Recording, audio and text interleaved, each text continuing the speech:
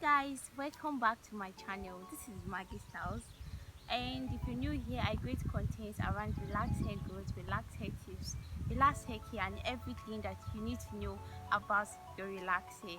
I'm actually sitting outside my hostel just introducing you guys to nature. So today I'm going to be basically talking about lice. Yes, hair lice. Here is the thing, like, it's just a very personal experience with these parasitic creatures that live in human hair, and they feed off human blood and they produce using human blood. My first encounter with lice, I was about writing my final exams for my second year in school, and then I was very busy, like extremely busy. So I was not really keeping up with my hair routine.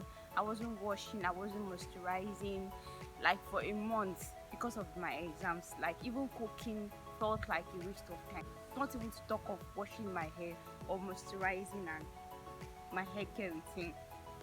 And then at a point I felt this dryness in my scalp, and I actually ignored it because I felt like it was just dryness and there was nothing much to it. I was going to pay attention to it when I'm done with my exam, because my exam is almost like around the corner. I'm almost done, and it was getting, like, the dryness was getting too much. It got to a point my scalp was really itching. Like, I don't know what was going on. My scalp was really itching, and it was really irritating me myself. One morning I woke up from my bed in the hostel, and I noticed that there was this insect around my pillow, like very crawling insect around my pillow. I picked one, and then I saw another one, so I picked it up, and that was how I picked these stuff. And I was wondering, like, what was this? Is this coming from my hair? I have heard of head lice before, but then I've never seen one, and I've never come in contact with one before, or someone that has it. So I was like literally the first person that I'm meeting with head lice. So I had to like Google to be sure of what I am seeing, check the pictures, and then compare it to what I have in my hand. And lo and behold, it was actually the same thing. The pictures was just looking the same, similar to the one in the picture. So fear gripped me at this point. I was so scared. Like, what do I do? How do I go about this? And I was busy at the moment, so I could not even think of anything. I was on break with extension, not with my natural hair. I just have to like go to the bedroom, wash my hair with shampoo, and then apply my leave-in conditioner, apply my oil to seal in the moisture, and then I continued my life. Like, I was actually going to pay more attention to this when I was done with my exam. As days go by, it was not easy for me to cope, but then I had to like wait till I was done with my exams. So the day I finished my exams, like that very day I was done with my paper, I just went straight to my room. It was around 3 p.m in the afternoon when I started losing my hair, and I did not leave my hair until I was done with it about 12 p.m the next day, like 12 noon the next day. I didn't sleep, and the moment I was losing the hair, the insects were falling off from my hair. Like, it was very scary. I had to even take my chair like away from my bed. I have to sit in the middle of the room, making sure that I didn't go close to anybody's bed, so it doesn't crawl to someone's bed. So it's like falling off. The moment I kept losing, they kept falling off, and then my hair was due. So I googled it again. Is it possible to like relax my hair at this point? I got to know that okay, relaxer is going to like take care of the adult lice, but not the eggs. Like, after relaxer, you still have to like work on it to get rid of the eggs. The eggs get big like within 6 days, and they start producing too. So I got to the hairdresser, and then I retouched my hair. It was very painful because I already have series of injuries down my scalp, so it was seriously painful. And you know how painful and horrible it will be when you apply relaxer to a scalp that has been injured, like a scalp with series of injuries like mine. But then I had to like do this because I don't know what else to do. I could not do anything at that moment because my hair was due, and when my hair is due, it's very difficult to work with, especially when I take it down and I'm not in a protective style. So this was the only option I had. Then I went to the hairdresser and I got a relaxer done. After applying the relaxer, normally I used to wait about 10 to 15 minutes before I wash off the relaxer. But that very day, I could not even stand the pain. It was like the moment she was applying the relaxer, I was already feeling pain. Like there was this sensation of morning scab. So I could not stand it. The moment she was done, I was like, please, can you rinse it off immediately? Please, can you just rinse? And she was like, wait. I'm like, no, I can't wait. I can't wait. Just rinse it off immediately. So the moment she rinsed it off and she was combing out the hair, the hairdresser noticed that I had wound in my scalp, though she didn't see it before. But then the relaxer made it very obvious because now the hair down my scalp is it was very obvious that I had injuries down my scalp.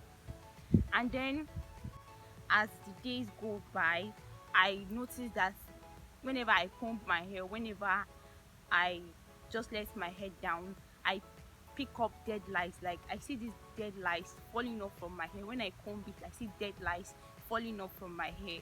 So that means I've been able to get rid of the adult lice. But then I still have the eggs in my hair. The eggs don't just die like that. You have to like take care of them too.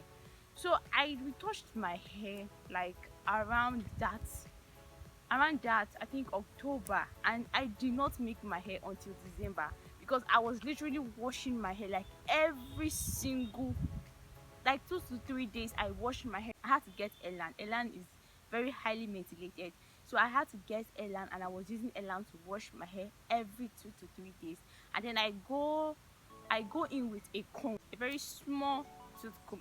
I just cut out a section of my hair, and then I use the comb to comb down, get a tissue, rub it on the tissue, and then I inspect the tissue and make sure that I'm seeing something. So as I kept on doing that, like I did it for like 2 weeks. Getting to 3 weeks, I noticed that whenever I do that, I bring it out on the tissue. I don't see anything again. Like I don't either see the eggs and I don't see the lice. I don't see dead lice. I don't see anything. Like my hair is just getting normal. So that was how I was able to recover from it. Okay, now you might be asking, how did I get lice? To be honest, I asked myself the same question, like how lice is associated with kids, like that mentality. The fact that lice is actually associated with kids and all of that does not mean that an adult cannot also have lice in their hair. So here is what happened, where the problem started initially. I used to have this very cute little girl that I used to make her hair. I love making her hair. I use my comb, I use everything. Go for 1 month. Like in the midst of exam, a strike started, so we had to like go home.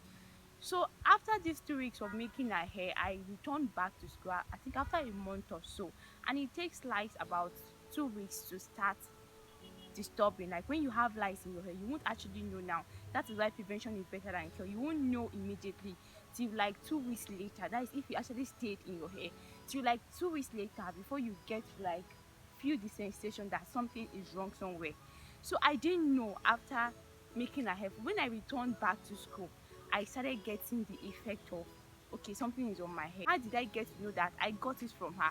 When I went home after my exam, her mother complained that she had lice on her hair. In fact, she had given it to her little infant brother. So she was planning on cutting the hair. Like she was very desperate. Like the girl could not sleep at night. She always scratch her hair because the hair keeps itching and she keeps crying. But then she herself doesn't want to barb her hair. So I had to like, I talked to her mom and I was like, don't worry, I got rid of mine. So I'm going to help her get rid of hers. So you don't need to like cut the hair. So I brought her outside and I just sat her in the middle of the compound. Like I sat her on a seat, and then I had to like empty a whole bottle of Goya olive oil, like the medium size of Goya olive oil. I emptied it on her head and the lice were just coming out. Like they were just falling off, coming out, falling off, coming out, and we're just killing them. We repeated that for about I think 5 days or so.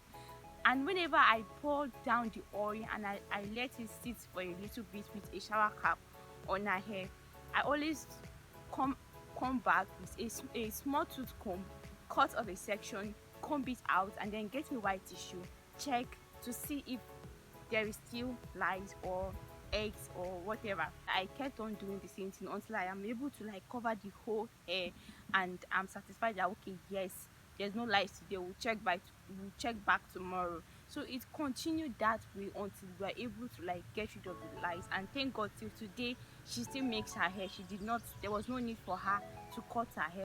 Okay, you can actually treat lice without cutting your hair. Here is actually a very interesting fact about lice. Lice don't necessarily stay in dirty hair. Lice actually go around when your hair is dry. Like, it's very comfortable for them to like stay in a very dry environment. When I had mine, I wasn't washing my hair, I wasn't moisturizing. Doesn't mean that my hair is actually dirty or smelly or anything. It was just there, but it was dry. It was a very cool environment for them to produce, because I neglected my hair for some time. Lice doesn't actually necessarily stay in dirty. They don't even like a dirty environment. They just want your hair to just allow your hair to be dry. Just let your hair dry. Don't put oil, don't moisturize. And once you come in contact with it, definitely they are going to live and they are going to produce. Take care of your scalp and make sure that you're not leaving them dry or even leaving them dirty, because you don't want to go around with smelly hair. Another thing is, when you come in contact with someone that has lice, it's very easy for you to like get it. Once they crawl out of my hair, they crawl into your hair. So when you come in contact with someone that has it, you are very likely to like contact it from the person. It's not like a disease actually. Just if the insect doesn't crawl into your hair, there's no how you can actually get it. You get it's an insect. It doesn't fly. It just crawls. Another fun fact is, not even fun fact, it's not fun at all, it's very horrible. Like it's like a horror movie. Trust me, you don't want things living in your hair, crawling in your hair and sucking your blood at the same time. So there's nothing fun. It's not even a fun fact right now. Another fact about it is you can contact head lice from sharing combs, sharing hats, or sharing pillows. Yes, that is why it's actually advisable that when you go to a hairdresser, you get your combs and other items that multiple people can use at the same time, especially in the salon. So it's very advisable that you come along with yours in order to prevent such instance from happening. So when you share those things, like okay, let's say I lie down on a pillow, like I said, I picked mine from a pillow.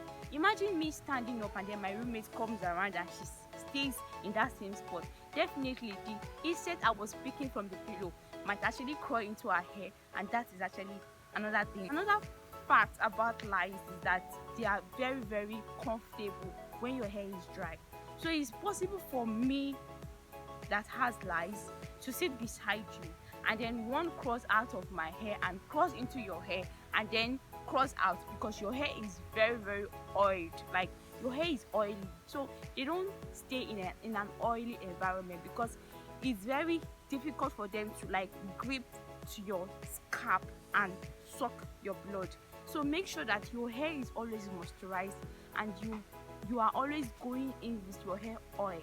Don't leave your hair ever dry. It's not even good to leave your hair dry, because it leads to breakage, and then it can also make it very conducive for lice to live in.